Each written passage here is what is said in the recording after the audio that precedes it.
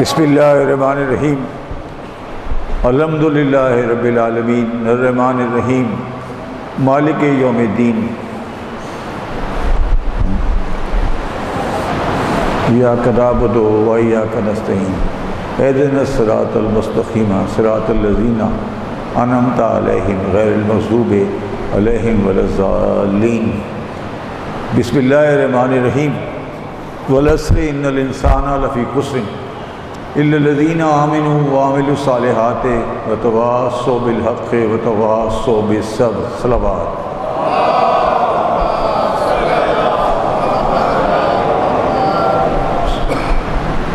سن 1448 ہجری کے 2 محرم کی آج یہ دوسری مجلس ہے اور میرا موضوع جو ہے وہ رزق ہے۔ کل ہم نے اس رزق کے موضوع کے بنیادی مسائل کو آپ کے سامنے رکھا تھا۔ یہ میرا پہلا تجربہ تھا اس طرح کے فورم پہ آنے کا، اور مختلف قسم کے تبصرے مجھے ملے، مگر میں صرف یہ کہنا چاہتا ہوں اور میں سمجھتا ہوں کہ میں نے جو مشن اپنے ہاتھ میں اٹھایا ہے، اور میں نے نہیں بلکہ جو میں سمجھتا ہوں اٹھانا چاہیے، وہ یہ ہے کہ قرآن مجید جو طاق پہ رکھا جا چکا ہے اس کو ریڈنگ ٹیبل پہ لایا جائے۔ قرآن مجید طاقوں پہ رکھ دیا گیا ہے اور آپ ایک مخصوص طریقے کی چیزوں کو قرآن مجید کے سلسلے میں کرتے ہیں۔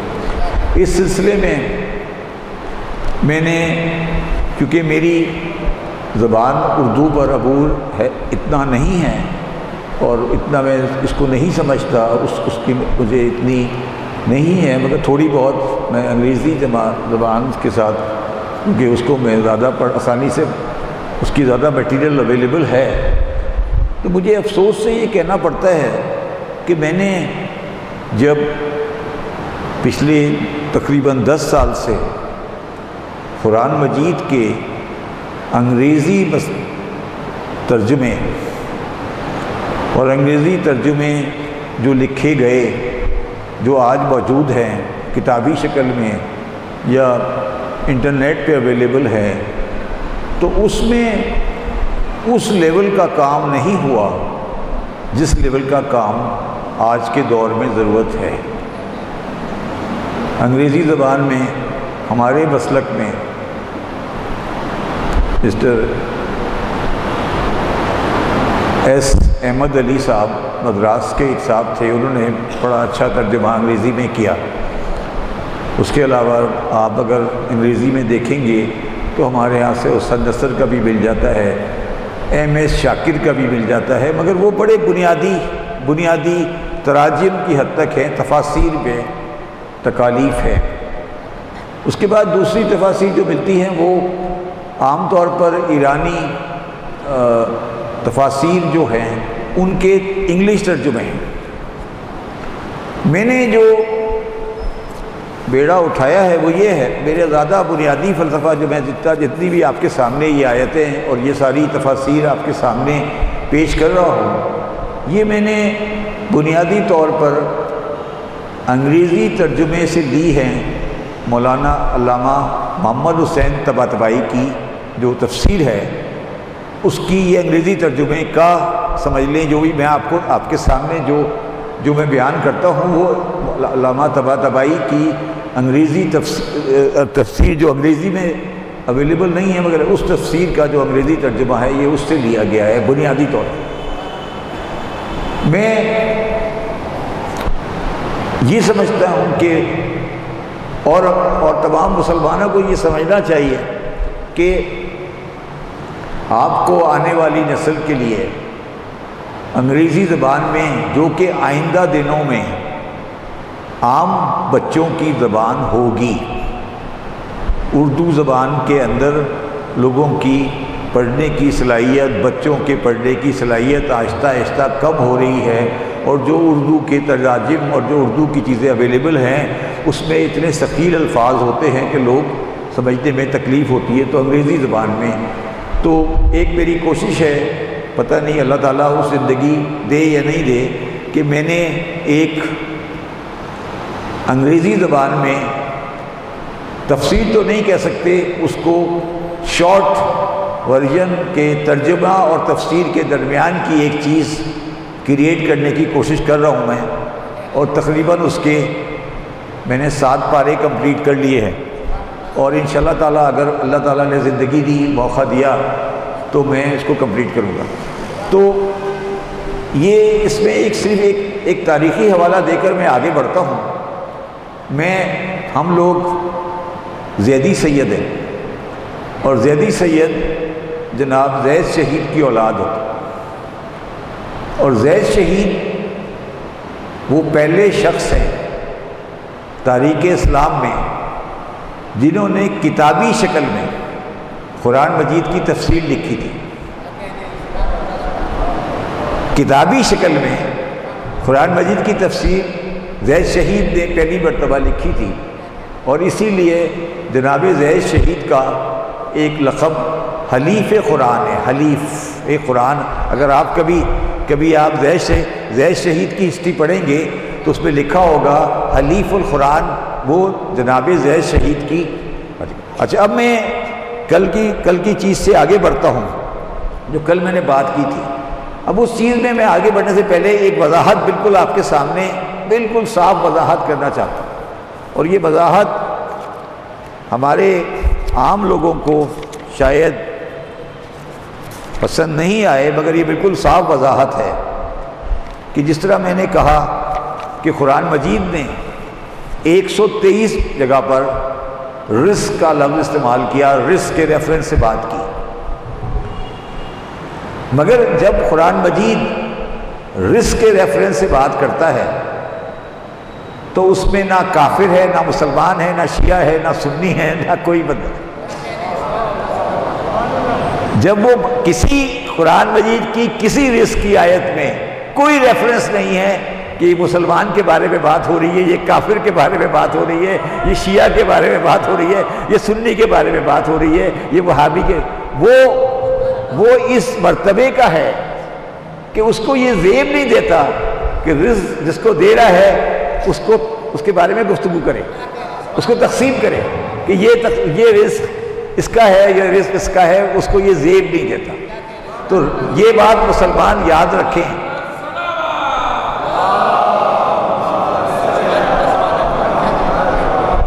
یہ بات مسلمان یاد رکھیں کہ رزق کی 133 آیتوں میں کہیں بھی ذکر مسلمان نہیں ہے، کہیں بھی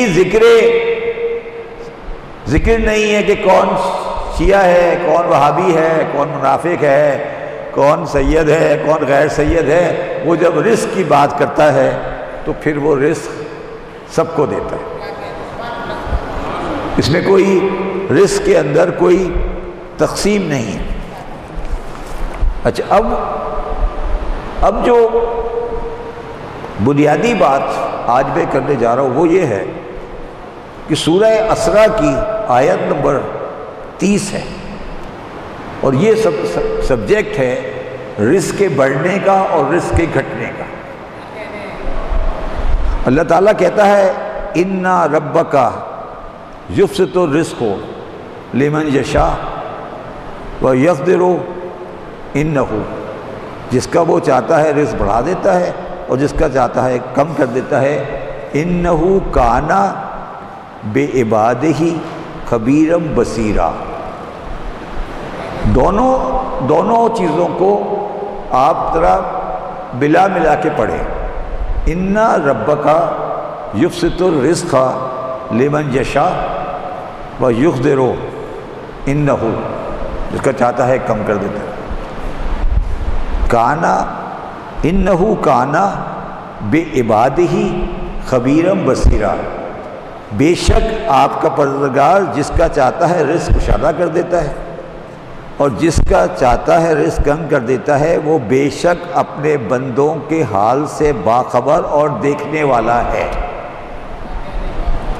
یہ جو اگلا والا پارٹ ہے، بے شک وہ اپنے بندوں کو دیکھنے والا ہے، اپنے بندوں کے بارے میں جانتا ہے، اس کا تعلق پہلے پارٹ سے نہیں بن رہا۔ دیکھیں نا، وہ کہہ رہا ہے کہ رزق جس کا چاہتا ہے بڑھا دیتا ہے، جس کا چاہتا ہے گھٹا دیتا ہے۔ بات ختم ہو گئی، بات ختم ہو گئی، بات ختم ہو گئی۔ اب وہ کہہ رہا ہے کہ وہ اپنے بندوں کے بارے میں، وہ اپنے بندوں کے بارے میں خبیر بھی ہے اور بصیر بھی ہے۔ یہ سیکنڈ والا پارٹ ریلیٹ نہیں ہو رہا، ریلیٹ نہیں ہو پا رہا کہ یہ آیت کے اندر سیکنڈ پارٹ پہلے پارٹ سے ریلیٹ کیسے ہو رہا ہے، خبیر بصیر کیوں ہے؟ تو وہ یہ کہہ رہا ہے کہ اس کا مطلب ہے، خبیر کا مطلب ہے خبر رکھنے والا، اور بصیر کا مطلب ہے دیکھنے والا۔ اب وہ رزق دے رہا ہے اور بڑھا رہا ہے اور گھٹا رہا ہے، اور دیکھ بھی رہا ہے اور خبر بھی رکھ رہا ہے۔ تو 4-5 کام ہوئے نا، رزق بڑھا رہا ہے، گھٹا رہا ہے، دیکھ بھی رہا ہے، خبر بھی رکھ رہا ہے۔ تو اس کا مطلب ہے کہ رزق کے بڑھنے گھٹنے کا تعلق اس کے عمل سے ہے، اس بندے کے عمل سے ہے، اور جس عمل کو وہ اچھی طرح واقف ہے، تو تم یہ نہیں سمجھنا کہ تمہارا رزق کم اور زیادہ ہوا ہے، وہ تمہارے اس عمل سے وہ واقف ہے، اور وہ کیوں ہوا ہے وہ میں آگے آتا ہوں، وہ میں آگے بتاتا ہوں کہ کیوں ہوا ہے۔ مگر وہ یہ یاد رکھنا کہ وہ تمہارے رزق کو بڑھا رہا ہے، تمہارے رزق کو گھٹا رہا ہے، مگر وہ تمہیں دیکھ رہا ہے، وہ تمہیں دیکھ رہا ہے۔ اس میں آپ اس کو آسان لفظ میں سمجھے، وہ تمہیں دیکھ رہا ہے۔ انہو بے عبادہ ہی، جو اپنے بندے ہیں ان سے وہ خبیر بھی ہے، بصیر بھی ہے، خبر بھی رکھتا ہے اور دیکھ بھی رہا ہے، خبیرم بصیرہ۔ ٹھیک ہے، یہ اب بات یہاں پہ آگے آ گئی۔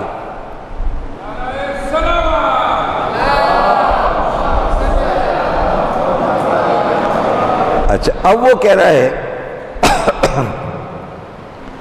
اب وہ سورہ طلاق کی آیت نمبر 2 میں کہتا ہے وَيَرْزُقُهُ مِنْ حَيْثُ لَا يَحْتَسِبُ، وہ رزق وہاں سے دیتا ہے جہاں سے کسی کا گمان بھی نہ ہو۔ یَحْتَسِبُ وَمَنْ يَتَوَکَّلْ عَلَى اللَّهِ فَهُوَ حَسْبُهُ، اور جو بھی اللہ پر توکل کرے گا تو وہ اس کے لیے کافی ہے۔ ان اللہ بالغ امرہ قد جعل اللہ لکل شیء قدرا، تو اس کے لیے کافی ہے، بے شک اللہ اپنا حکم پورا کرنے والا ہے۔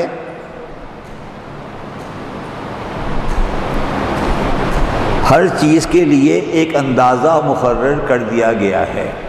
یہ جو آیت ہے یہ بڑی، میں اس کو یہ کہتا ہوں کہ بڑی اس کو سمجھنے والی آیت ہے۔ وہ یہ کہہ رہا ہے یتوکل علی اللہ۔ اچھا، اب پھر یہ سوال پیدا ہوتا ہے یہاں پہ، اس آیت کو پڑھ کے یہ سوال پیدا ہوتا ہے، یہ سوال پیدا ہوتا ہے کہ کیا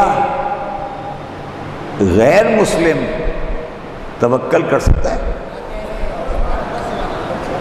سوال ہے، میرے پاس جواب نہیں ہے، میں نے صرف سوال ریز کیا ہے۔ توکل علی اللہ کی بات کر رہا ہے، ٹھیک ہے۔ اچھا، اب اس چیز کو میں تھوڑی دیر پر سسپینڈ کر ایک اگلی آیت پہ چلا جاتا ہوں، جس سے بعد پھر میں واپس آؤں گا اس آیت کے اوپر۔ وہ آیت ہے سورہ ابراہیم کی آیت نمبر 7۔ وہ کہتا ہے وَإِذْ تَأَذَّنَ رَبُّكُمْ لَئِن شَكَرْتُمْ لَأَزِيدَنَّكُمْ وَلَئِن كَفَرْتُمْ إِنَّ عَذَابِي لَشَدِيدٌ، تاکہ تم شکر ادا کرو تو میں تمہیں اور زیادہ دوں، اور اگر تم ناشکری کرو گے تو میرا عذاب بہت سخت ہے۔ دوبارہ پڑھتا ہوں میں، وَإِن تَعَذَّنَ رَبُّكُمْ لَئِن شَكَرْتُمْ لَأَزِيدَنَّكُمْ وَلَئِن كَفَرْتُمْ إِنَّ عَذَابِي لَشَدِيدٌ۔ اب وہ یہ کہہ رہا ہے کہ اگر تم شکر کرو گے تو میں تمہیں مزید رزق دے دوں گا، اور تم کفر کرو گے تو تمہارا رزق عذاب بڑا شدید ہے۔ اب یہ جو آیت ہے یہ کسی مدرسے کے لیے تو نہیں ہے، کسی مسجد کے لیے تو نہیں ہے کہ وہاں بیٹھ کر ہم یہ کہتے رہے ہیں کہ مسلمان کو رزق زیادہ اور کم زیادہ ہوتا ہے تو وہ بچے ہنس کے باہر نکل جائیں گے، وہ کہیں گے یار رزق تو امریکنوں کو مل رہا ہے اور آیت کچھ اور کہہ رہی ہے۔ آیت تو کچھ اور کہہ رہی ہے نا، آیت یہ کہہ رہی ہے کہ شکر کرو گے تو رزق زیادہ ہو جائے گا، کفر کرو گے تو عذاب آ جائے گا۔ تو عذاب تو سوڈان میں آ رہا ہے مسلمانوں پہ، اور رزق امریکہ میں چل رہا ہے، تو آیت تو نہیں چل رہی۔ آیت کیا کہہ رہی ہے؟ آیت کیا کہہ رہی ہے کہ شکر اور کفر کیا ہے؟ اب یہاں پہ شکر اور کفر کو ڈیفائن کرنا پڑے گا نا، کہ یہ جو آیت ہے یہ جو کہہ رہی ہے کہ رزق بڑھے گا شکر پر اور رزق گھٹے گا کفر پر، دنیا نے ثابت کر دیا، آج ثابت ہے، کوئی بندہ اٹھا کے منہ بتا دے کہ رزق کہاں زیادہ ہے اور رزق کہاں کم ہے۔ مسلمان معاشروں میں رزق کم ہے، روزانہ مسجدوں میں شکر اللہ شکر اللہ شکر اللہ کیا جا رہا ہے، رزق آ نہیں رہا۔ وہ روزانہ کفر کر رہے ہیں، رزق بڑھتا جا رہا ہے۔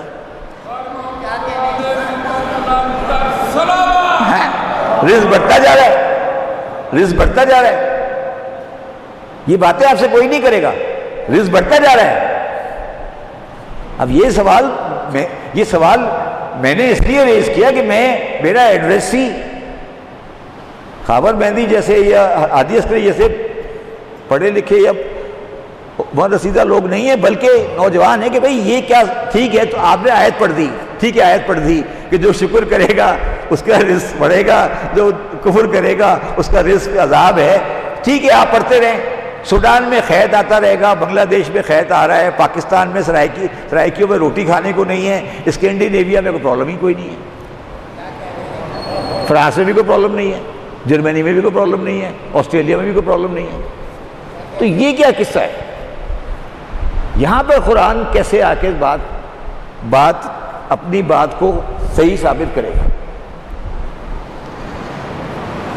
اب شکر کیا ہے؟ اب یہاں پہ آتے ہیں کہ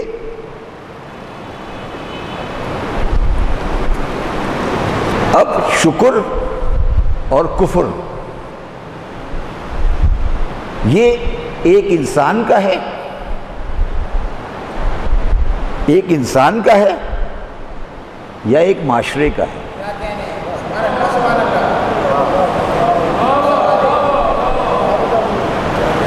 اگر کفر، یہاں پہ کفر جو بیان ہو رہا ہے، یہاں پہ جو کفر اور شکر بیان ہو رہا ہے یہ سوسائٹل ہے۔ جو سوسائٹی ڈسٹریبیوشن میں کفر کرے گی اس پر عذاب آ جائے گا، اور جو سوسائٹی ڈسٹریبیوشن میں عدل کرے گی اس کو رزق ملتا جائے گا۔ یہ سوسائٹل ہے، انڈیویجول نہیں ہے، انڈیویجول بھی ہے مگر یہ سوسائٹل ہے۔ آپ دنیا کی تاریخ یہ بتا رہی ہے کہ جن معاشروں نے، جن سوسائٹیوں نے رزق کی ڈسٹریبیوشن میں ایکوٹی ڈالی ان کا رزق کشادہ ہوتا گیا، اور جنہوں نے رزق کی ڈسٹریبیوشن میں ظلم کیا ان کا رزق تنگ ہو گیا۔ تو یہ جو آپ کے لیے یہ جو آیت ہے یہ سوسائٹل ہے، انڈیویجول نہیں ہے۔ یہ کسی انسان سے بات نہیں ہو رہی، یہ معاشرے سے بات ہو رہی ہے کہ تم شکر کرو گے ہم اور دیں گے۔ شکر کیسے کرو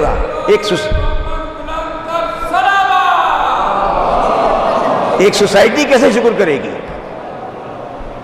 سوسائٹی کیسے شکر کرے گی؟ امریکن سوسائٹی شکر کر رہی ہے، وہ اپنا 50% ٹیکس میں دے دیتے ہیں، اس سے لوگوں کی روزیاں گزارا ہو رہا ہے. ہم ٹیکس چوری کرتے رہتے ہیں، ہماری سوسائٹی میں کہاں سے شکر آئے گا؟ تو یہ جو آیت ہے یہ کہہ رہی ہے کہ جب آپ شکر کریں گے تو اللہ تعالیٰ اور دے گا، اور اگر آپ کفر کریں گے تو اللہ تعالیٰ آپ کی کفر کو، آپ کی رزق کو چھین لے گا. اچھا، اب آپ نے یہ آیت بے شمار مرتبہ سنی ہوگی. اب اس آیت کو جو آیت میں نے ابھی پہلے پڑھی ہے، اس آیت کو میں اس آیت سے جو پڑھنے جا رہا ہوں ملانے جا رہا ہوں. یہ آیت ہے سورہ نحل کی آیت نمبر 75. میں ہادی صاحب سے یہ کہوں گا کہ جب یہ مجالس ختم ہو جائیں تو میرے نوٹس کو لوگوں کے سامنے شیئر کر دیں رائٹنگ میں، تو شاید کسی کے کام آ جائے. ٹھیک ہے؟ اچھا، اب اللہ تعالیٰ سورہ نحل کی آیت نمبر 75 میں کہہ رہا ہے، ضرب اللہ مثلا عبدا مملوکا لا یقدر علی شیء ومن رزقنا منا رزقا حسنا فهو ينفق منه سرا وجهرا هل يستوون الحمد للہ بل اکثرهم لا يعلمون. دوبارہ پڑھتا ہوں. ضرب اللہ کا مطلب اللہ مثال دے رہا ہے. عبدا مملوکا لا یقدر، ایک غلام ہے جو کسی چیز پہ قادر ہی نہیں ہے. علی شیء ومن رزقناہ منا رزقا حسنا فہو ینفق منہ سرا وجہرا هل یستوون الحمد للہ بل اکثرهم لا یعلمون. خدا ایک مثال اور بیان فرماتا ہے کہ ایک غلام ہے جو بالکل دوسرے کے اختیار میں ہے اور کسی چیز پر قدرت نہیں رکھتا. اس جملے کو اپنے معاشرے کی حیثیت وز امریکہ کو پڑھ لیں. دوبارہ بولوں میں کیا کہہ رہا ہوں؟ دوبارہ پڑھوں کیا کہہ رہا ہوں؟ دوبارہ بولوں میں کیا کہہ رہا ہوں؟ خدا ایک مثال بیان فرماتا ہے. ایک غلام ہے جو بالکل دوسرے کے اختیار میں ہے. بالکل دوسرے کے اختیار میں ہے. سمر بیٹھا ہوا ہے آگے، IMF کے اختیار میں ہے. جو دوسرے کے اختیار میں ہے اور کسی چیز پر قدرت نہیں رکھتا. اور ایک شخص ایسا شخص ہے جس کو ہم اپنے ہاتھ سے مال طیب عطا فرمایا ہے اور اس میں سے وہ پوشیدہ اور ظاہر خرچ کرتا رہتا ہے. تو دونوں شخص برابر ہے کیا؟ اللہ تعالیٰ کہہ رہا ہے کہ دونوں شخص برابر ہے الحمدللہ، لیکن ان میں سے اکثر لوگ سمجھ نہیں رکھتے. یہ مثال آپ نے بے شمار مرتبہ یہ والی آیت سنی ہوگی. یہ عبدن مملوکہ کون ہے؟ کس کے بارے میں بات ہو رہی ہے؟ ایک غلام ہے جو کوئی کام ہی نہیں کر سکتا، کسی چیز کا اس کی قدرت ہی کچھ نہیں ہے. وہ قوم ہے جو اپنی حرکتوں سے دوسروں کی غلام بن گئی.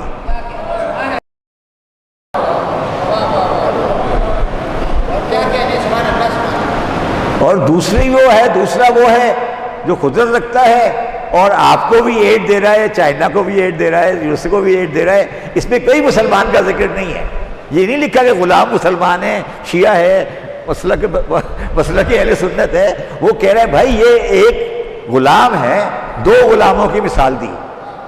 ایک غلام ہے جو کچھ چیز میں قادر ہی نہیں ہے، اور ایک غلام ہے، ایک بندہ ہے جو قادر ہے. وہ سرن و جہرا، سرن مطلب چھپ کے اور جہرا بھی کھلے عام، وہ رزق دے رہا ہے، رزق بانٹ رہا ہے. تو اب یہ دنیا میں دیکھیں کہ رزق کون بانٹ رہا ہے، کدھر سے رزق بٹ رہا ہے اور کدھر سے رزق کی کمی نظر آ رہی ہے. مقصد صرف یہ ہے، مقصد صرف ہمارا یہ ہے کہ ہم کوشش یہ کریں کہ قرآنی آیات کو ایک خاص قسم کے سوچ سے دیکھنے کے علاوہ، میں علاوہ کہہ رہا ہوں، دیکھنے کے علاوہ ایک دوسرے نظریے سے بھی دیکھیں کہ یہ آیتیں کہہ کیا رہی ہیں، یہ آیتیں کہنا کیا چاہ رہی ہے. ٹھیک ہے. اچھا اب آ جاتے ہیں، اب اسی پہ آیت میں نے ایک پہلے کا عرض کیا تھا، جو پہلے والی آیت تھی کہ وہ دیکھ رہا ہے. اچھا اب ایک جو بہت بڑی ہمارے ہاں جو بہت بڑا مسئلہ ہے اور جو بہت بڑا ایشو ہے مسلمانوں میں اور قرآن مجید کی قرآن فہمی میں، وہ یہ ہے کہ ہم یہ نہیں سمجھ پاتے کہ یہ آیت جرنلائزڈ ہے یا کسی پرٹیکولر ایونٹ سے ریلیٹ کرتی ہے، اور ہم اس پرٹیکولر ایونٹ کی آیت کو جنرلائز کر دیتے ہیں کہ یہ ہر ایک پر ہے، اور جنرلائز کو پرٹیکولر ایونٹ میں ڈال دیتے ہیں. اب میں اس کی مثال آپ کو دیتا ہوں. سورہ اعراف کی آیت نمبر 94، آیت نمبر 95 اور آیت نمبر 96. وہ یہ کہتا ہے وَمَا أَرْسَلْنَا مِنْ قَرْيَةٍ مِنْ نَبِيٍّ إِلَّا أَخَذْنَا أَهْلَهَا بِالْبَأْسَاءِ وَالضَّرَّاءِ لَعَلَّهُمْ يَضْرَعُونَ. اور ہم نے کسی بستی میں کوئی نبی نہیں بھیجا مگر ہم نے اس کے باشندوں کو نافرمانی پر سختی اور تکلیف میں گرفتار کیا تاکہ وہ گڑ گڑائیں. جب میں یہ اسٹڈی کسی کے ساتھ کر رہا تھا تو میں نے اس سے یہ پوچھا تھا اس آیت کے بعد کہ مجھے ذرا بیجنگ کا نبی دکھا دو کہ بیجنگ میں کون سا آیا تھا اور وہ کس دور میں گڑ گڑا رہے تھے. دوبارہ پڑھوں میں. وما ارسلنا فی قریۃ من نبی الا اخذنا اہلها بالباساء والضراء لعلهم یضرعون. ہم نے کسی بستی میں کوئی نبی نہیں بھیجا مگر ہم نے اس کی باشندوں کو نافرمانی پر سختی اور تنگی اور تکلیف میں گرفتار کیا تاکہ وہ گڑ گڑائیں اور عاجزی اختیار کریں. یہ نمبر ہو گئی 94. اب آ جاتے ہیں 95. اس کے بعد کیا ہوا؟ ثم بدلنا مکانا سیئتا حسنا حتی عفوا وقالوا قد مس آباؤنا ذران وسران فاخذهم بغتة وهم لا يشعرون. پھر ہم نے برے حالات کی جگہ اچھے حالات بدل دیے یہاں تک کہ وہ بہت خوشحال ہو گئے اور کہنے لگے کہ بے شک ہمارے باپ دادا کو بھی تکلیفیں اور راحتیں پہنچتی رہی ہیں تو ہم نے انہیں اچانک پکڑ لیا اور ہمیں ان کی خبر بھی نہ تھی. یہ جو دوسری آیت ہے اس کا مطلب ہے کہ کوئی ایک کیس ہوا جہاں پر وہ پہلے برے تھے پھر وہ اچھے ہو گئے. آیت کا تیور دیکھیں نا کیا بات کرا. اب آ جاتے ہیں 96 پر. وَلَوْ أَنَّ أَهْلَ الْقُرَىٰ آمَنُوا وَاتَّقُوا لَفَتَحْنَا عَلَيْهِمْ بَرَكَاتٌ مِّنَ السَّمَاءِ وَالْأَرْضِ وَلَٰكِنْ كَذَّبُوا فَأَخَذْنَاهُمْ بِكَانُوا يَكْسِبُونَ. اور اگر بستیوں والے ایمان لاتے اور تقوی اختیار کرتے تو ہم ان پر ضرور آسمانوں اور زمین کی برکتیں کھول دیتے مگر انہوں نے جھٹلایا تو ہم نے ان کی اعمال کی وجہ سے انہیں پکڑ لیا. پہلے وہ کافر تھے پھر انہوں نے توبہ کی پھر وہ دوبارہ ویسے ہی ہو گئے. 94 95 اور 96. اب یہ جو 3 آیتیں ہیں یہ رزق کے بارے میں بات کر رہی ہیں اس کی بارے میں بات کر رہی ہیں. تو کیا یہ جنرلائزڈ ہے؟ یہ جنرلائزڈ آیتیں ہیں. یہ کیا اس کانسیپٹ کو جو آپ بات کر رہے ہیں کیا آپ جنرلائز اپلائی کر سکتے ہیں؟ آپ نہیں کر سکتے. یہ جو 3 آیتیں ہیں میں اس پہ اتھارٹی نہیں ہوں مگر ہمارے ائمہ کا یہ قول ہے کہ یہ آیتیں حضرت شعیب کی امت کے بارے میں ہیں جو مدین میں آئے تھے.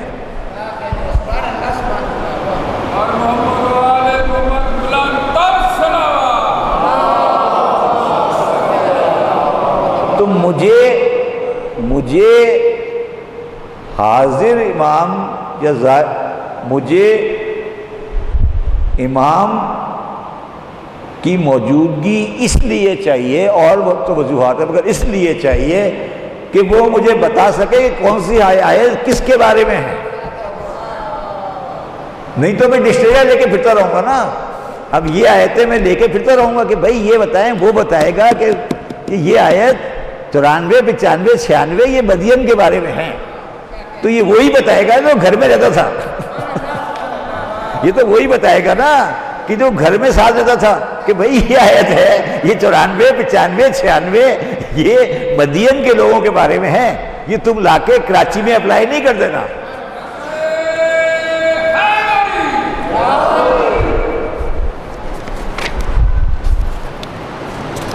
اچھا جی، اب آ جاتے ہیں. اچھا، اب ایک لفظ ہے قرآن مجید میں بار بار استعمال ہوا ہے، برکت. برکت کیا چیز ہے؟ برکت کسے کہتے ہیں؟ تقسیم رزق کی تقسیم کو بولتے ہیں انفاق. 100 روپے ہیں، آج 50 میرے پاس ہے، 50 آپ کے پاس ہے. یہ تقسیم ہے. یہ میں 50 آپ میں سے کسی کو دے دوں مگر رہیں گے 100 ہی. برکت اس کو کہتے ہیں کہ 100 سے وہ 110 ہو جائے اور تقسیم وہی رہے. دوبارہ سمجھاؤں میں آپ کو کیا کہہ رہا ہوں. برکت اسے کہتے ہیں کہ 100 ہیں، آج 50 میرے پاس ہے، 50 صبر کے پاس ہے. اب میں اور یہ صبر جھگڑ رہے ہیں، ایک دوسرے پر لڑائی لڑ رہے ہیں کہ یہ میرے 50 کے پیچھے پڑا ہوا ہے، میں اس کے 50 کے پیچھے پڑا ہوں. جو دنیا میں ہو رہا ہے، دنیا میں یہی ہو رہا ہے نا کہ یہ میرے 50 کے پیچھے پڑا ہے، میں اس کے 50 کے پیچھے پڑا ہوں. اللہ تعالیٰ کہتا ہے اس کو بھول جاؤ، میں تمہیں دوں گا برکت. برکت کا مطلب ہے یہ 50 نہیں ہے، میں اسے کروں گا 120، 60 اس کے اور 60 تمہارے. اس کو کہتے ہیں برکت. ہاں، اس کو بولتے ہیں برکت. اور اس کو انگریزی میں بولتے ہیں، ہم لوگ اکنامکس میں بولتے ہیں ویلیو ایڈیشن. کہ برکت نہیں ہو رہی، ہمارے رزق میں برکت نہیں ہے. ہمارے رزق میں برکت نہیں ہے. اس لیے برکت نہیں ہے کہ ہم یان اور کاٹن ایکسپورٹ کرے جا رہے ہیں. اس میں برکت کہاں سے آئے گی؟ اس میں تو ویلیو ایڈیشن ہے ہی نہیں. جب ویلیو ایڈیشن ہوگی تو برکت آئے گی نا. برکت بولتے ہیں ویلیو ایڈیشن کو کہ اس چیز کی قیمت 100 ہے، آپ اس کو برکت ایسا عمل کریں کہ وہ برکت آ جائے اس کے اندر. تو رزق میں برکت ہمارے یہاں کس چیز کی کمی ہے؟ ہمارے یہاں دولت کی کمی نہیں ہے، برکت کی کمی ہے. کیوں؟ ویلیو ایڈ نہیں ہو رہی. ویلیو ایڈ نہیں ہو رہی. وہی ویلیو پہ لڑائی ہو رہی ہے نا. اسی 50 پہ لڑائی ہو رہی ہے کہ 50 تمہارے پاس ہے، 50 میرے پاس ہے. ہم ایک دوسرے سے لڑ رہے ہیں کہ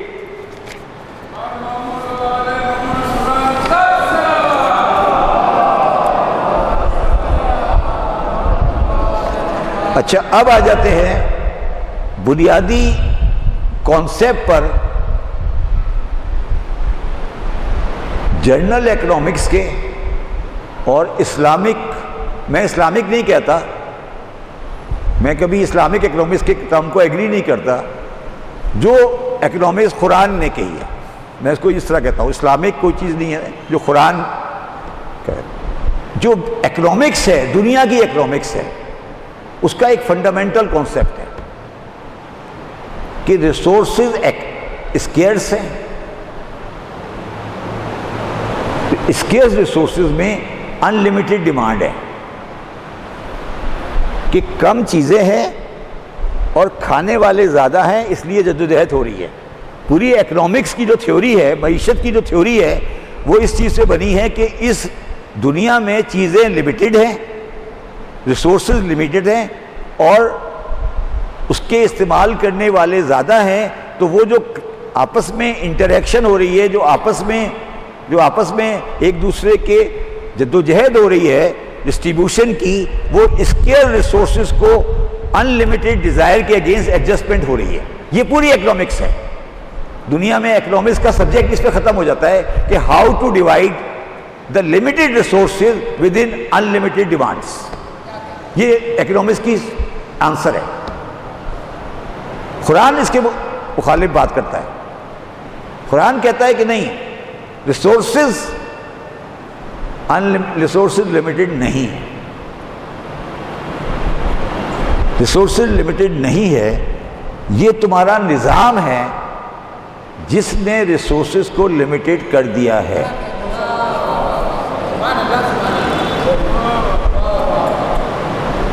اور اس کی میں مثال آپ کو دیتا ہوں، اور آپ ساروں کو یہ مثال بڑی پسند آئے گی اور شاید آپ سب اس سے واقف ہوں گے. آپ نے کبھی آم کے درخت پہ بور کو دیکھا ہے؟ بور جو جب بور لگتا ہے، جب آم آنے سے پہلے، تو ایک بور جو ہوتا ہے نا، اس بور کے اندر کم از کم 200-300 آم ہوتا ہے. جنہوں نے آم کے درخت لگائے ہیں یا دیکھے ہیں نا، اور اچھے سے اچھا آم والا ہوگا نا، تو اس بور میں 5, 6, 7 آم بنیں گے، باقی بور جھڑ جائے گا. باقی بور جھڑ جائے گا. ایک بور آتا ہے نا آم کے درخت میں، کبھی غور سے دیکھیے گا. اس بور میں سے کیا ہوتا ہے کہ کیریاں جو بنتی ہیں تو وہ بنتی ہیں 4, 5, 6. باقی 100-150 کیریاں چھوٹی سی بن کے کچھ بن کے گر جاتی ہیں، اور اچھے سے اچھے درخت میں بھی 10-12 سے گچھے زیادہ نہیں ہوتے. تو وہ یہ کہہ رہا ہے کہ بھائی یہ جو 120 گر گئیں، یہ تمہارے نظام کی وجہ سے گر گئیں. یہ تمہارے نظام کی وجہ سے گر گئیں. اگر تم وہ انوائرمنٹل، میں تمہیں سمجھا دیتا، انوائرمنٹل پروڈکشن سمجھا دیتا اور تم اس کو کرتے تو یہ 120 کی 120 ہوتی. اس لیے ہم کہتے ہیں کہ جب ہمارا آخری امام آئے گا تو زمین اپنے خزانے اگل دے گی. یہ اگلنے نہیں ہیں، اس بور پہ 120 کے 120 آ جائیں گے. اس بور پر 120 کے 120 آ جائیں گے. یہ لوگوں کو سمجھ نہیں آئی. میں اس کی ایک اور مثال دیتا ہوں آپ کو، جو بڑی عجیب و غریب مثال ہے. جب انسان کا بچہ پیدا ہوتا ہے تو جب اسپرم فرٹیلائز ہوتا ہے تو وہ ایک نہیں ہوتا، وہ کافی بڑی تعداد میں ہوتا ہے. اور بچہ ایک پیدا ہوتا ہے یا 2 پیدا ہو جاتے ہیں، میکسیمم 3 ہو جاتے ہیں. جو باقی فرٹیلائز پروڈکٹ ہے وہ ضائع ہو جاتا ہے. ہم کرتے ہیں اپنے ادارے میں اسٹیم سیل. اسٹیم سیل کہتے ہیں کہ وہ جو ضائع ہوا ہے یا جس اسٹیج میں ہے اس کو وہاں سے نکال لو، اور وہ پورا انسان ہے، اور اس انسان سے بناؤ انسان کے اعضاء. اور ہم بناتے ہیں انسان کے اعضاء. اس کو بولتے ہیں اسٹیم سیلز کی سائنس. اور ایک ٹائم مجھے ادیب رضوی صاحب کہتے ہیں کہ ایک ٹائم آئے گا کہ تم دیکھو گے کہ جس طرح سپر مارکیٹ ہوتی ہے نا جوتوں کی، کپڑے کی، ایک سپر مارکیٹ ہوگی، یار 3 گردے دے دو، 4 لیور، 3 اسپلین، 2 ہارٹ. یہ پاسبلٹی ایگزسٹ کرتی ہے. اب یہ ایک دوسرے سبجیکٹ کی بات ہے. اب وہ یہ کہہ رہا ہے قرآن یہ کہہ رہا ہے کہ لمیٹڈ ریسورسز کا کانسیپٹ تمہارے پاس ہے، مگر تم کائنات میں غور کرو تو ہم نے لمیٹڈ ریسورسز نہیں رکھے. میں نے آپ کو 2 مثالیں دی، میں آپ کو اور بہت سی مثالیں دے سکتا ہوں اس پہ کہ لمیٹڈ ریسورسز اور ان لمیٹڈ ریسورسز کا مطلب کیا ہے. ٹھیک ہے. اچھا، اب جو دوسری بات پیدا ہوتی ہے وہ یہ ہے کہ رزق جو ہے کسی بھی انسان کا رزق، وہ جب میں نے پہلی آیت پڑھی تھی کہ وہ کتاب مبین میں دیا جا چکا ہے، ٹھیک ہے، اب وہ رزق کتاب مبین میں دیا جا چکا ہے، 100 kg اس کی قسمت میں ہے۔ اب یہ اختیار اس نے دے دیا آپ کو کہ یہ 100 kg حرام سے کھا لو یا حلال سے کھا لو۔ یہ 100 kg ہے، تم اس کو 200 نہیں کر سکتے، یہ 100 kg ہے۔ اب 100 kg کو حلال سے کھا لو یا حرام سے کھا لو، یہ پاور اس نے آپ کے ہاتھ میں دے دی کہ حرام اور حلال کر لو اس کو۔ تم حرام 100 تمہیں مل جائے گا، تم حرام سے کھا لو، حلال سے کھا لو۔ تو یہ جو بنیادی فلسفہ ہے۔ اچھا، اب یہاں پر ایک بڑا انٹرسٹنگ اور بڑا فنڈامنٹل سوال پیدا ہوتا ہے۔ سورہ نساء کی ایک آیت ہے، آیت نمبر 126، وہ کہتی ہے وَلِلَّهِ مَا فِي السَّمَاوَاتِ وَمَا فِي الْأَرْضِ وَكَانَ اللَّهُ بِكُلِّ شَيْءٍ مُحِيطًا۔ جو کچھ بھی دنیا میں ہے وہ اللہ کا ہے،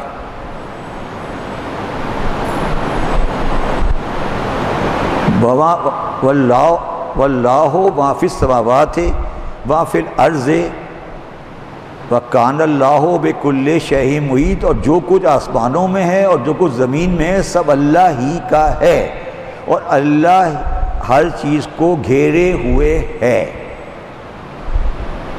اب اگر ہر چیز اللہ کی ہے تو زمین وڈیرے کی کیسے ہو گئی؟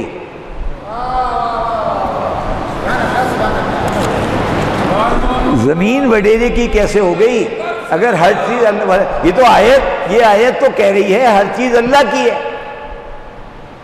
اللہ کی ہے، تو زمین وڈیرے کی کیسے ہو گئی؟ زمین رزق تو نہیں ہے، زمین تو رزق کا ذریعہ ہے، زمین کہاں سے آ گئی وڈیرے کی؟ یہ آیت سوشلزم کی بیس ہے۔ بھائی آپ کیا بات کر رہے ہیں؟ آپ کہہ رہے ہیں کہ آپ کا ہے، یہ تو آپ کا تھوڑی ہے، کہاں لکھا ہے آپ کا ہے؟ اسے لکھا ہے حق سب کچھ اللہ کا ہے، آپ کا تو کچھ نہیں ہے۔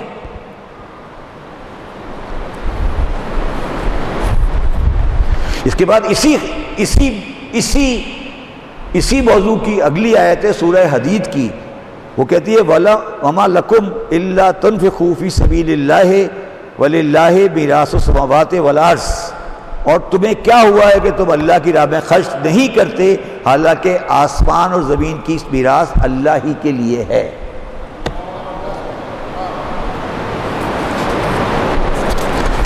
اچھا جی، اب آ جاتے ہیں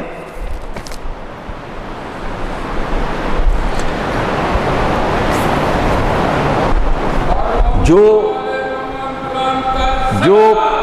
پورا کانسیپٹ ہم نے ابھی تک ڈسکس کیا ہے وہ یہ ہے کہ وہ رزق، جو پورا رزق سسٹم ہے، رزق کا، خوراک کا، جس سے لوگ زندہ ہیں، وہ اس نے انسانوں کے ہاتھ میں دے دیا۔ جس طرح میں نے کل کہا تھا کہ وہ رزق دیتا ہے، سب کا رزق دیتا ہے، مگر سب کو رزق ملتا نہیں ہے، کیونکہ درمیان میں ایک ڈاکو ہے جو رزق کو قبضہ کر لیتا ہے۔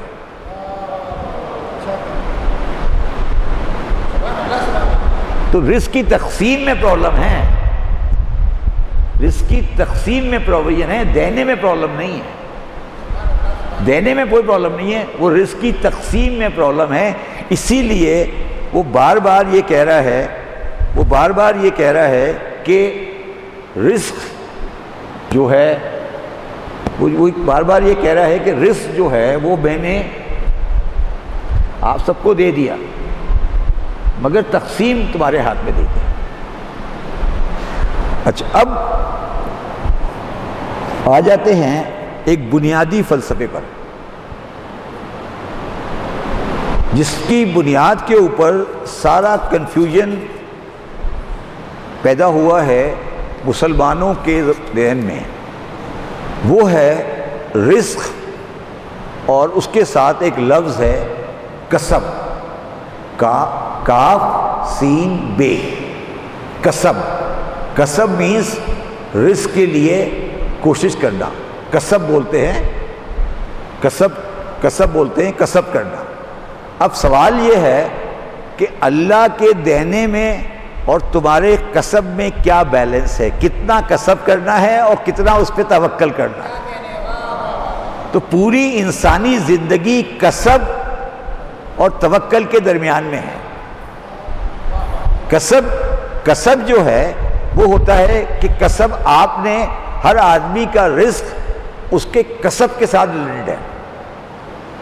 اگر آپ گھر بیٹھے ہیں تو رزق نہیں مل رہا تو اس کی ذمہ داری اس پہ نہیں ہے، آپ پر ہے۔ بلکہ میں اس میں کہنا نہیں چاہتا، مگر جس آدمی کی دنیا میں دعا قبول نہیں ہوتی اس کی لسٹ ہے، اس کی لسٹ میں جو پہلا آدمی ہے وہ ہے جو غریب ہے اور صبح روزی کے لیے نہیں نکلتا۔ پہلا بندہ جس کی دعا قبول نہیں ہوگی وہ آدمی ہے جو غریب ہے اور رزق کے لیے نہیں نکلتا۔ اس کی دعا قبول ہی نہیں ہو سکتی، اس کی دعا قبول ہونے کا کانسیپٹ ہی نہیں ہے۔ اللہ تعالیٰ کہہ رہا ہے کہ اس کی تو دعا قبول ہو ہی نہیں سکتی کہ یہ غریب ہے اور صبح اٹھ کے رزق کے لیے نہیں نکل رہا، یہ اس کی میں کیا دعا مانگوں گا؟ اس میں تو کسب ہے ہی نہیں، یہ تو بنیادی فلسفے سے انکار کر رہا ہے۔ ٹھیک ہے، اب کسب کے بارے میں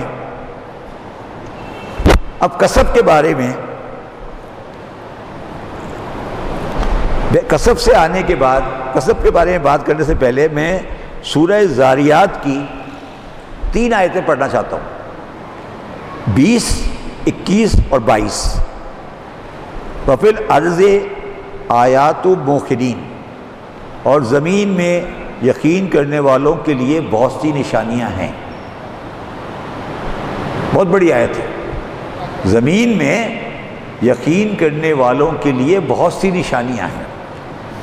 وفی انفسکم افلا تبصرون، اور خود تمہارے نفوس میں بھی نشانیاں ہیں تو کیا تم دیکھتے نہیں؟ تمہارے نفوس میں بھی نشانیاں ہیں، کیا تم دیکھتے نہیں؟ وفی السماء رزقکم وما توعدون، اور آسمان ہی میں تمہارا رزق ہے اور وہ سب بھی جس کا تم سے وعدہ کیا جاتا ہے۔ دوبارہ پڑھتا ہوں آخری آیت، تینوں پڑھ دیتا ہوں دوبارہ۔ وفی الارض آیات للموقنین، اور زمین میں یقین کرنے والوں کی بہت سی نشانیاں ہیں۔ وفی انفسکم افلا تبصرون، وفی السماء رزقکم وما توعدون، اور خود تمہارے اپنے نفوس میں بھی نشانیاں ہیں تو کیا تم دیکھتے نہیں؟ اور آسمان ہی میں تمہارا رزق ہے، آسمان ہی میں تمہارا رزق ہے، اور وہ سب کچھ بھی جس کا تم سے وعدہ کیا جاتا ہے۔ یہ کون سا وعدہ ہے؟ یہ کون سا وعدہ ہے؟ کبھی کسی سے وعدہ ہوا؟ اللہ تعالیٰ نے کوئی رزق کا وعدہ کسی سے کیا کہ یہ بھائی میرے سے وعدہ ہوا تھا کہ اتنا ملے گا؟ تو یہ کون سا وعدہ ہے جس کا ذکر ہو رہا ہے یہاں پر؟ آسمان والا وعدہ، یہ یوم الست کا وعدہ ہے کہ اس وقت اللہ تعالیٰ نے یوم الست میں سب چیز سب کے سامنے رکھ دی تھی کہ ہم تمہیں یہ رزق دیں گے۔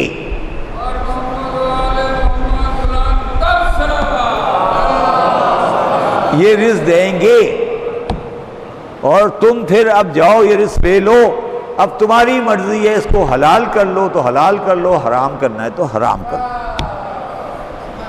وعدہ اس کا وہاں ہے، یہ رزق کا وعدہ آسمان پہ ہو چکا ہے۔ میرے ساتھ نہیں ہوا، ٹرمپ کے ساتھ بھی ہوا ہے، ہر ایک کے ساتھ ہوا ہے، یہ وعدہ ہر ایک کے ساتھ ہوا ہے، ہر روح کے ساتھ وعدہ ہوا ہے۔ یہ میں کسی وقت کسی اور موضوع پہ پڑھوں گا کہ وعدہ جو تھا وہ کس شکل میں تھا اور کون سا وعدہ تھا۔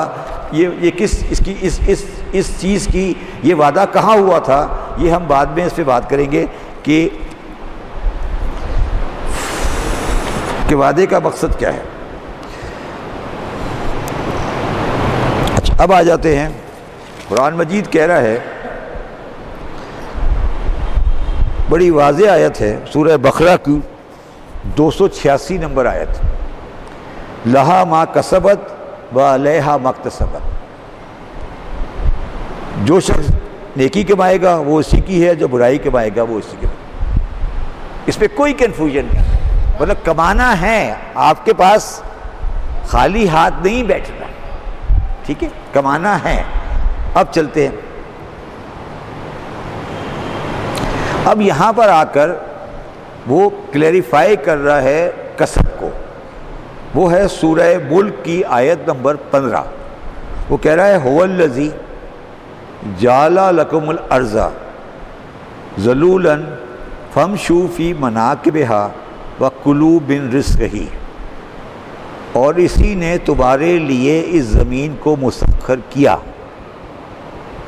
تاکہ تم اس کی راہوں میں چلو پھرو اور اس کا دیا ہوا رزق کھاؤ۔ دوبارہ پڑھوں، هُوَ الَّذِي جَعَلَ لَكُمُ الْأَرْضَ ذُلُولًا فَامْشُوا مَنَاكِبِهَا وَكُلُوا مِن رِزْقِهِ، اس نے تمہارے لیے زمین کو مسخر کیا تاکہ تم اس کی راہوں میں چلو پھرو اور اس کا دیا ہوا رزق کھاؤ۔ تو وہ یہ کہہ رہا ہے کہ زمین کو مسخر کر دیا انسان کے لیے اور تم اس میں چلو پھرو اور اس میں سے رزق پیدا کرو۔ جو مسئلہ آ گیا نا، وہ آ گیا لاسٹ پورشن پر، وہ ہے اس کا دیا ہوا رزق کھاؤ، زمین کا دیا ہوا، اللہ کا دیا ہوا نہیں، اللہ کا دیا ہوا نہیں، اللہ کا دیا ہوا رزق نہیں، زمین کا دیا ہوا رزق کھاؤ۔ وہ میں نے جس طرح کل آپ سے کہا تھا کہ اللہ رازق نہیں ہے، رزاق ہے، وہ رزاق ہے، وہ زمین کا دیا ہوا رزق کھاتا ہے۔ اچھا، اب ایک بہت ہی مشہور و معروف آیت ہے اور وہاں پر کسب میں کو ڈیفائن کیا یا اس نے اس کسب کو ایک پرٹیکولر سینس میں استعمال کیا۔ وہ کہہ رہا ہے، وہ سورہ تبت یدا ابی لہب وتب ما ادراک جو آیت ہے، اور اس میں آگے ہے ما اغنا عنہ مالہ وما کسب، نہ اس کا مال اس کے کچھ کام آیا، نہ وہ کمائی جو اس نے حاصل کی۔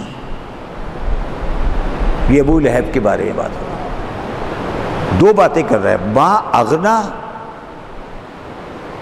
اغنا عنہ مالہ، جو اس کے پاس مال تھا وہ بھی اس کے کام نہیں آیا، اور جو اس نے خود کمایا وہ بھی کام نہیں آیا۔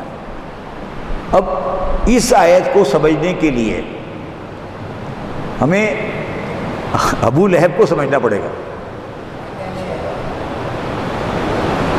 ابو لہب تاریخ اسلام کا بڑا عجیب و غریب کریکٹر ہے۔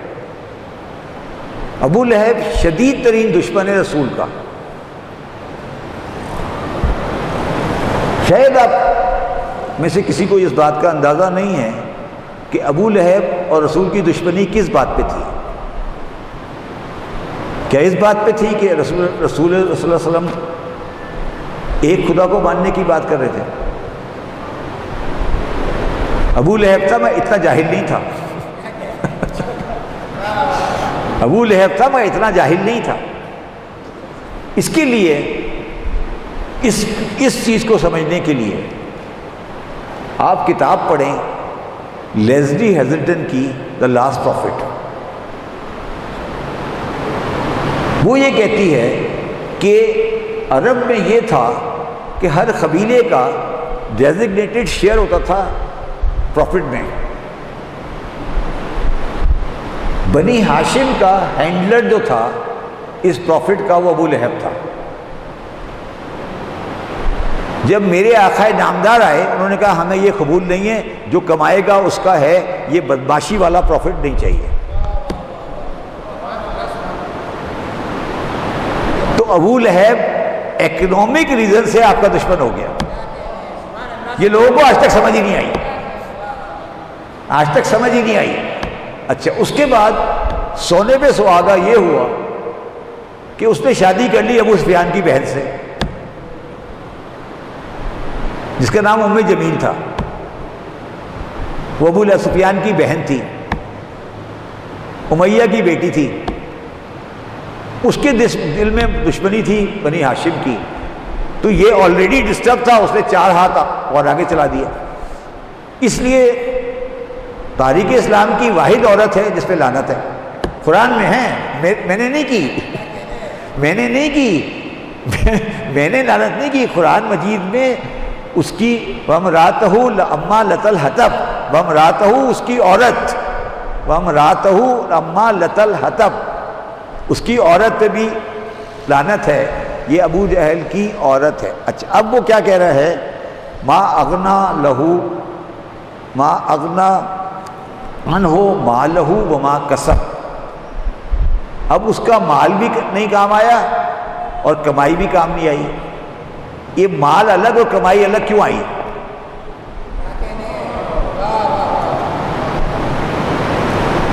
مال وہ تھا جو ورثے میں ملا تھا، جو حصہ تھا بنی ہاشم کا جو بیوی ساتھ لائی تھی، وہ تھا مال، اور کسب وہ تھا جو اس نے خود کمایا تھا۔ تو وہ یہ کہہ رہے کہ نہ مال کام آیا نہ کسب کام آیا۔ تو یہ جو وما لہو وما کسب جو ہے، یہ اس چیز کا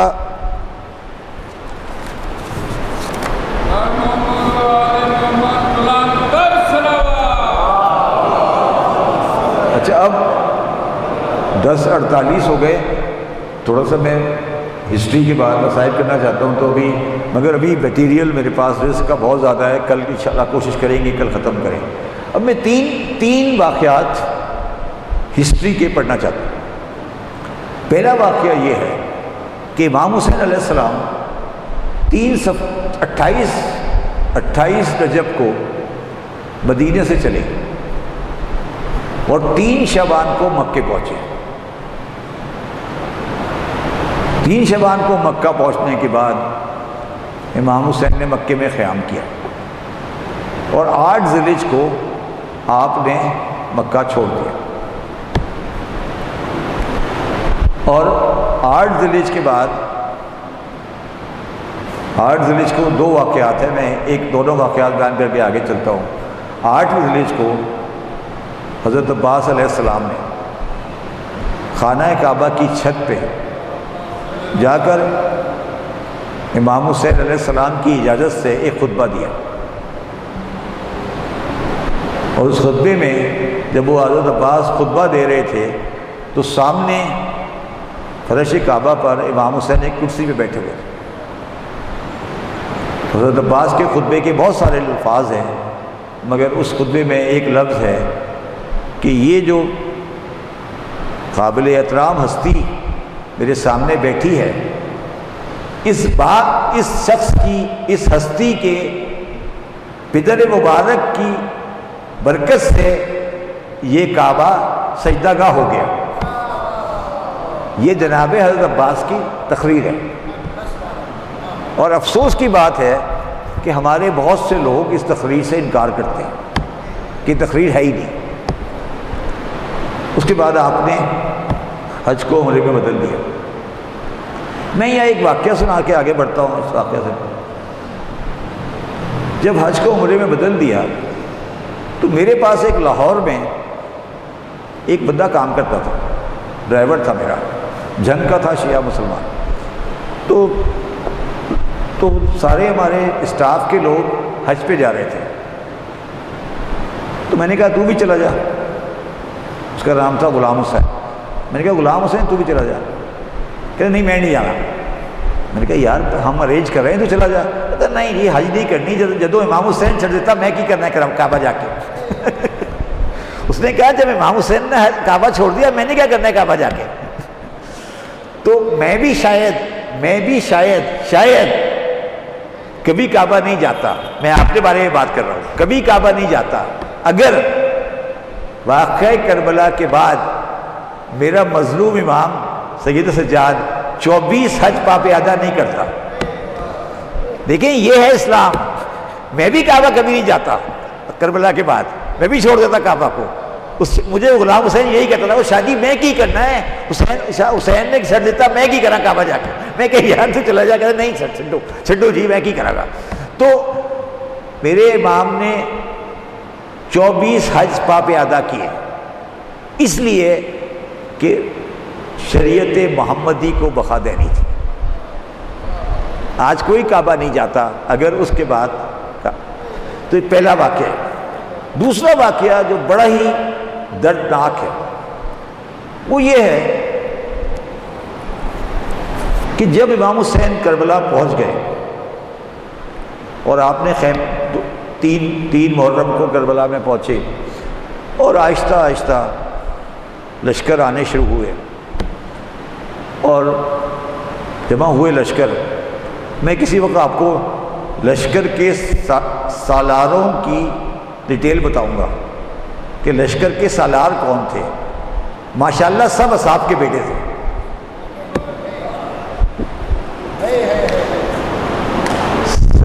سب اصحاب کے بیٹے ہیں. سعد بن عمر سعد بن ابی خاص کا بیٹا ہے. سنان بن انس. یہ بڑی غلط فہمی لوگوں نے ڈال دی کہ شامی لشکر. کوئی شامی لشکر نہیں ہے. دوسری بات امام حسین کی مظلومیت. امام حسین کے شہداء 72 شہداء ہیں. 72 شہداء میں 18 بنی ہاشم ہیں.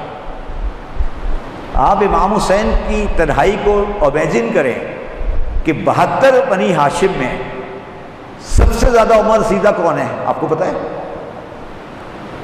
حضرت عباس جن کی عمر 32 سال ہے. تو اس کا مطلب ہے امام حسین کے رشتہ دار بھی نہیں آئے.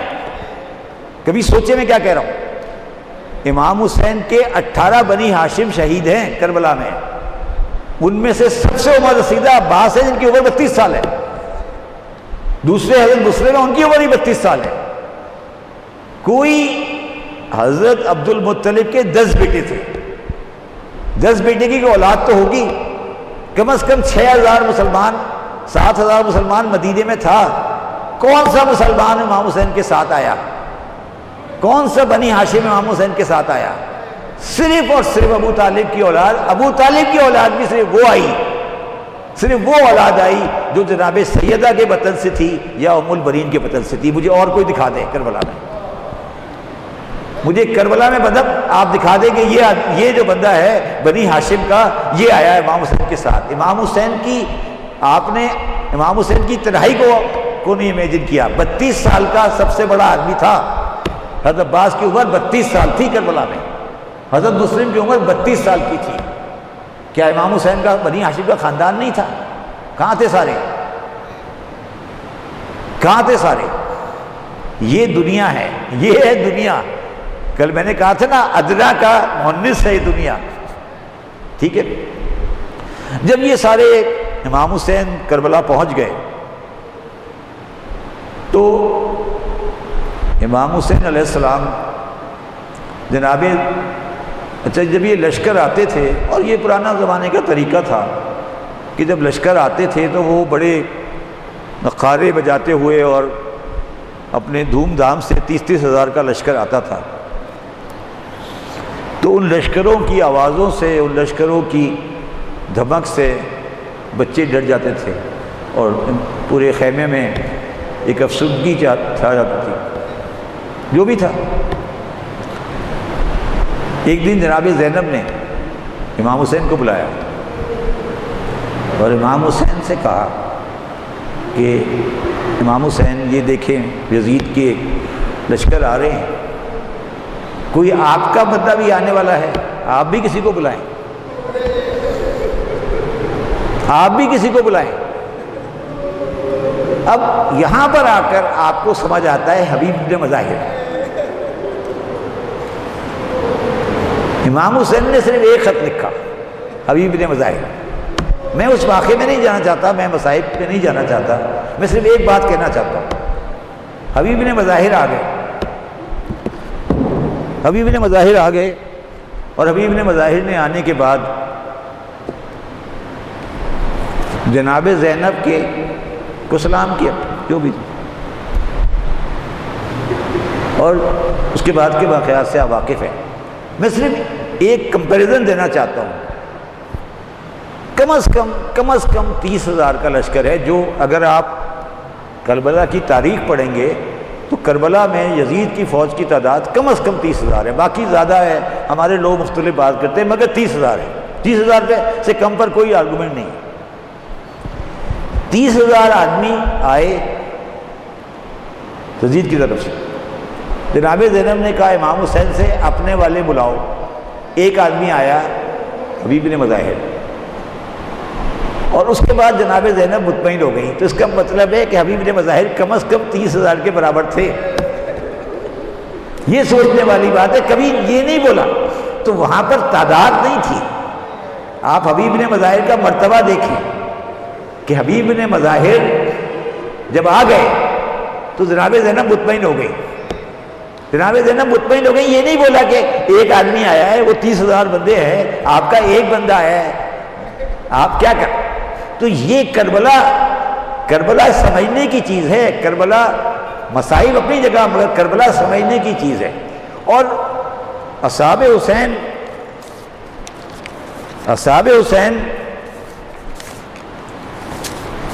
حسین جو ہیں، جو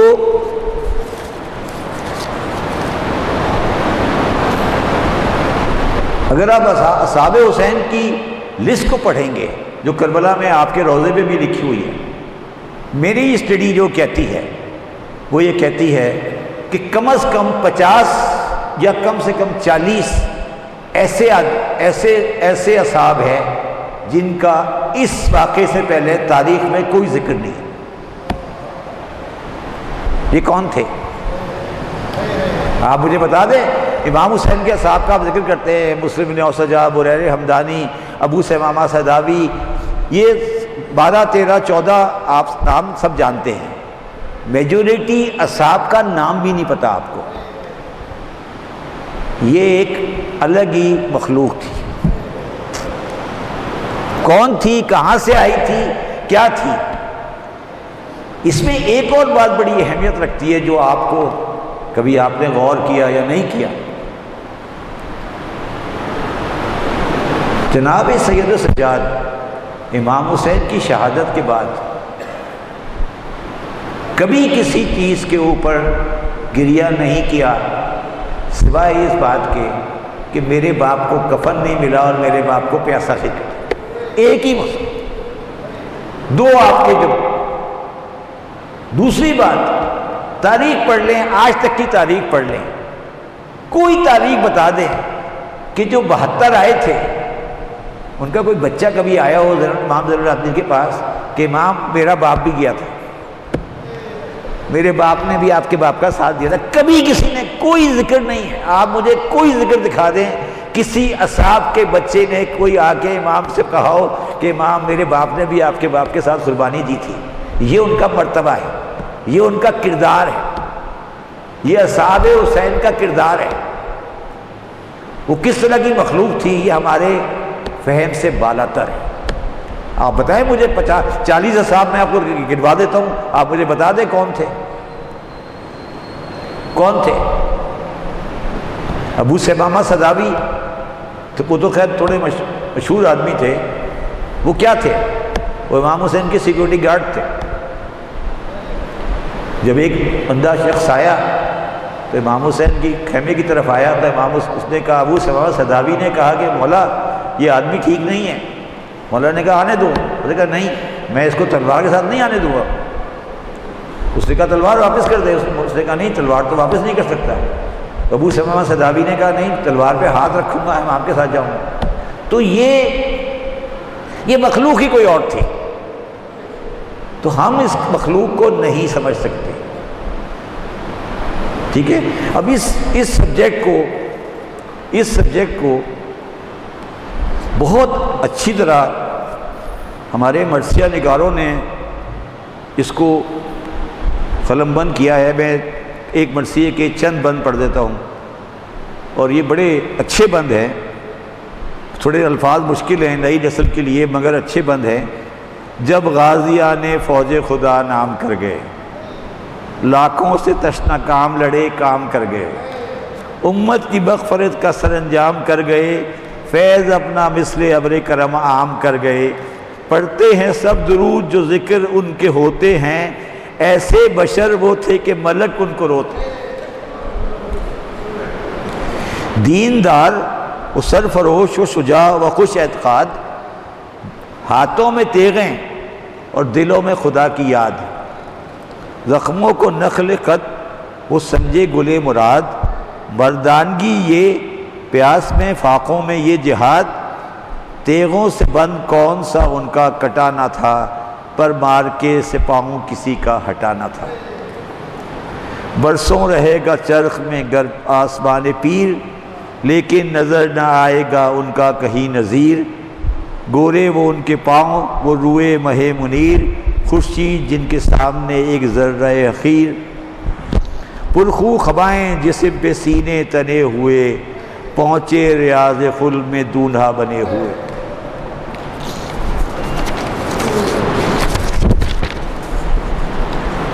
پیشانیوں پہ جلوہ نما اختر سجود، دیکھیں جو ان کا نور تو خود سی پڑھیں درود.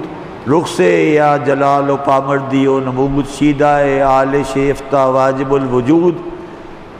یہ شعر میں نے بہت شعر پڑھے ہیں، مگر اس شعر کا رنگ ہی کچھ اور ہے. ہادی بھائی سنیں شعر. جینے کی شاہدی کو دعا دے کے مر گئے. جینے کی شاہدی کو دعا دے کے مر گئے، دینے کی شاہدی کو دعا دے کے مر گئے، ایمان کے آئینے کو جلا دے کے مر گئے. سر پر امام چاند سی پیشانیوں پہ نور، حاضر گلا کٹانے کو سب شاہ کے حضور. لبے برگ گل سے سوکے ہوئے پیاس کا وفور، یکتا ہر ایک مگر نہ تکبر نہ غرور. پیرو امام کے تھے نہ تو خوش طریق ہوں، آقا حسین سا ہو تو ایسے رفیق ہوں. ہر دم فروتنی کا لبوں پہ کلام تھا، شکر خدا ان کی زبانوں کا کام تھا. ایک ایک دل سے عاشق شاہ انعام تھا، آنکھوں میں نشہ حب امام تھا. ہر حال میں وہ لوگ رضائے جوئے شاہ تھے، رخ ان کے مثل قبلہ نمائے سوئے شاہ تھے. ناگاہ فوج شام میں بجنے لگا دہل، تیغیں کھچیں چمکنے لگے برچھیوں کے پھل. کڑکی کمانے آنے لگے ناوک اجل، شیر کے تیوروں پہ پڑے اس طرح بل. تن کے ہونٹ چاپ کے تھرا کے رہ گئے، تیروں کے زخم شاہ کو دکھلا کے رہ گئے. بولے یہ رنگ دیکھ کر خبیر خوش نہاد، ہاں اے مجاہدوں ہیں مجاہد وارائے حق میں کرو جہاد. جو غلچہ کھل گئے وہ جواں ہو کہ شاد، سرخی لبوں پر آ گئی پایا گولے مراد. بڑھ کے پیدلوں نے سواروں سے جنگ کی، ایک ایک تشنہ لب نے ہزاروں سے جنگ کی. تاثیر کر گئی تھی نے صحبت عام، امام تھا نظر میں بھی خوش لبوں پر خدا کا نام. لبریز تھا محبت حیدر سے دل کا جام، ذی خدر ذی شعور دلاور خجستہ کام. لشکر جو ان پہ ٹوٹ پڑے شام و روم کے، تلواریں کھائیں جسموں پہ کیا کیا جھوم کے. آنکھوں میں انتخاب ہزاروں میں لاجواب، تھا خوش کو تر جن کا کرم صورت صحاب. وہ نور وہ جلال وہ صورت وہ آب و تاب، زہرا کے گھر کے چاند زمانے کے آفتاب. بس یک با یک جہاں میں اندھیرا سا چھا گیا، دن بھی نہ ڈھلا تھا کہ زوال ان پہ آ گیا۔